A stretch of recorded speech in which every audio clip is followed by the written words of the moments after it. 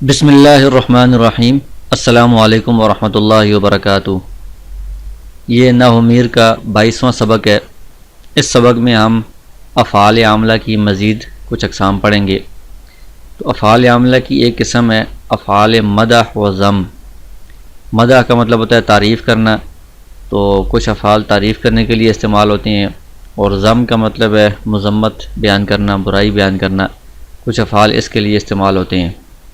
تو مدح اور ذم والے کل افعال 4 ہیں، 2 اس میں سے مدح کے لیے، تعریف کے لیے ہیں، اور 2 ذم کے لیے ہیں۔ تو مدح والے یہ ہیں نعمہ اور حبذا، یہ 2 فعل ہیں جو مدح یعنی تعریف کے لیے استعمال ہوتے ہیں۔ اور بئس اور ساء، یہ 2 فعل ایسے ہیں جو ذم کے لیے یعنی مذمت بیان کرنے کے لیے، کسی کی برائی بیان کرنے کے لیے استعمال ہوتے ہیں۔ تو یہ جو افعال ہیں ان کے بعد ایک فاعل ہوتا ہے، یہ اس فاعل کو رفع دیتے ہیں، اور فاعل کے بعد ایک اور اسم ہوتا ہے جس کو مخصوص بالمدح یا مخصوص بالذم کہا جاتا ہے، اس کو بھی یہ رفع دیتے ہیں۔ تو جو چیز ان کے فاعل کے بعد ہو اس کو مخصوص بالمدح یا مخصوص بالذم کہتے ہیں۔ یعنی اگر مدح والا فعل ہے تو اس کے بعد فاعل کے بعد مخصوص بالمدح ہوگا، اور اگر ذم والا فعل ہے تو فاعل کے بعد مخصوص بالذم والا لفظ ہوگا۔ اور ان کا فاعل کیسا ہوگا اس کے لیے کچھ شرائط ہیں۔ یا تو یہ کہ فاعل معرف باللام ہو، یعنی فاعل ایسا ہو جو الف لام کے ساتھ ملا ہوا ہو، جیسے نعم الرجل زید۔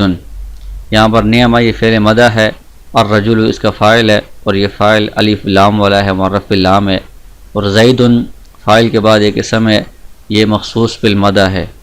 تو نعمہ فعل مدح نے الرجل فاعل کو بھی رفع دیا ہے اور مخصوص بالمدح کو بھی رفع دیا ہے۔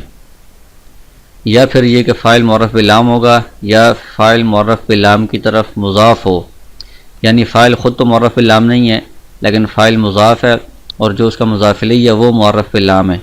جیسے نعم صاحب القوم زید، یہاں پر صاحب یہ فاعل ہے، تو یہ خود تو معرف باللام نہیں ہے لیکن یہ مضاف ہے، اور جس اسم کی طرف مضاف ہے یعنی جو مضاف الیہ القوم وہ معرف باللام ہے۔ تو صاحب القوم یہ مضاف الیہ سے مل کر فاعل بنے گا، زید یہ مخصوص بالمدح ہے۔ یا پھر فاعل ایسی ضمیر ہوگی جس کی تمیز نکرہ منصوبہ لائی گئی ہو۔ یہ پہلے ہم نے منصوبات میں یہ بات پڑھی ہے کہ کسی چیز کے اندر اگر ابہام و اشکال ہو تو بعد میں اس کی تمیز لائی جاتی ہے جو اس کی وضاحت کرتی ہے۔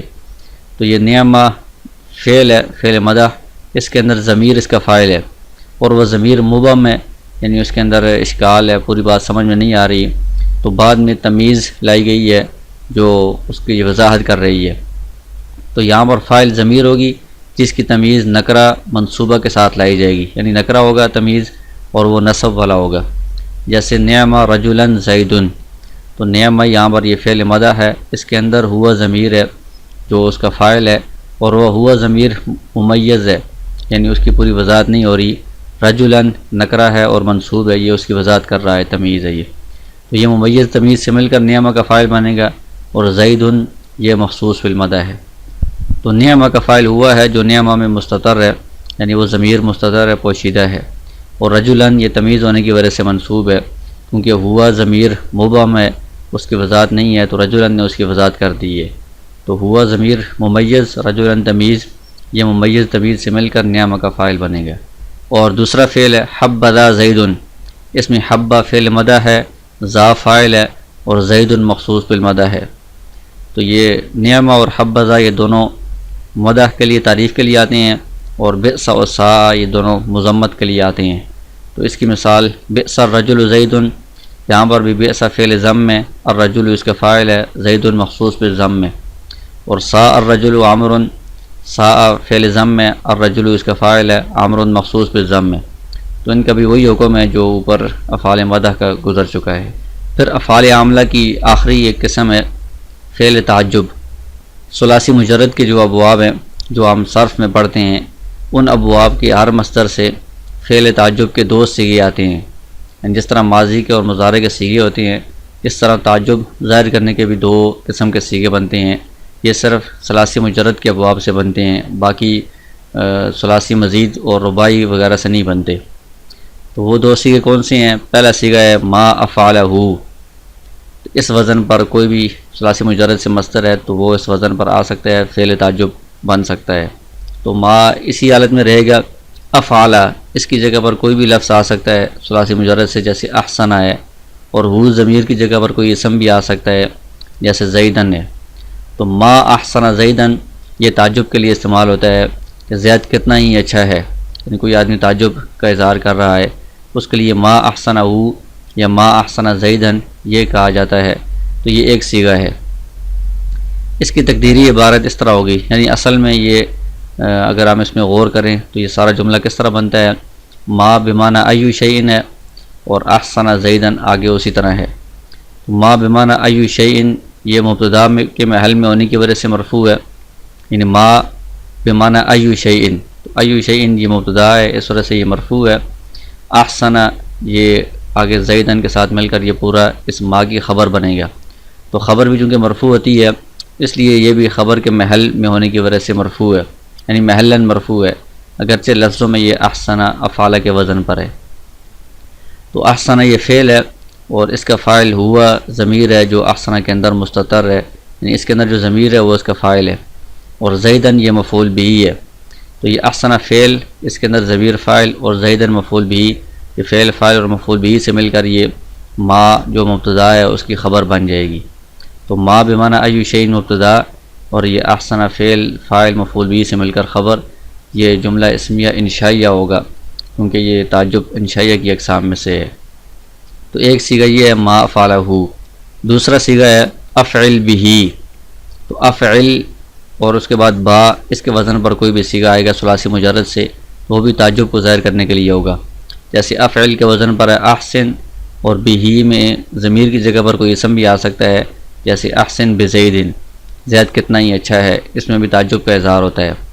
تو یہاں پر احسن یہ امر کا صیغہ ہے دیکھنے میں، لیکن حقیقت میں یہ خبر کے معنی میں ہے، یعنی خبر دی جا رہی ہے، کسی کو حکم نہیں دیا جا رہا۔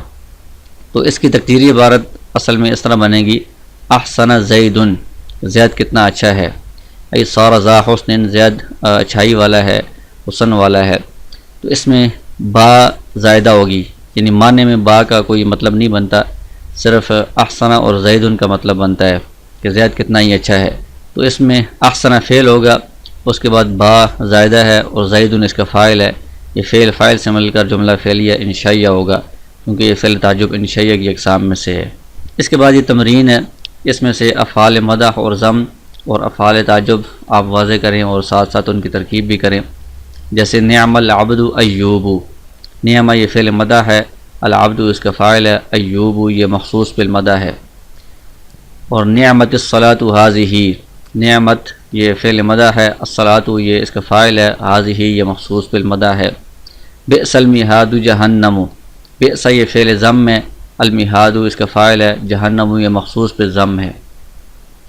ابصر بہ یہ افعل بہ کے وزن پر ہے، فعل تعجب ہے۔ اور ما اصبرہم علی النار یہ ما افعلہ کے وزن پر ہے، یہ بھی فعل تعجب ہے۔ ساء الرجل تارک الصلاۃ یہ فعل ضم ہے۔ بئس العبد عبد طغی یہ بھی فعل ضم ہے۔ اکرم بزید یہ افعل بہ کے وزن پر ہے، اکرم با زائدہ ہے، زید اس کا فاعل بنے گا۔ قتل الانسان ما اکفرہ یہ ما افعلہ کے وزن پر ہے، فعل تعجب ہے۔ اسمع بہم یہ افعل بہ کے وزن پر ہے، فعل تعجب ہے۔ ما اذل من طمع یہ بھی ما افعلہ کے وزن پر ہے، فعل تعجب ہے۔ ما بمعنی ایو شیء مبتدا، اذل فعل ہے، من طمع یہ موصول صلہ سے مل کر اس کا فاعل ہے، فعل فاعل سے مل کر یہ مبتدا کی خبر بنے گی، تو یہ جملہ اسمیہ انشائیہ بنے گا۔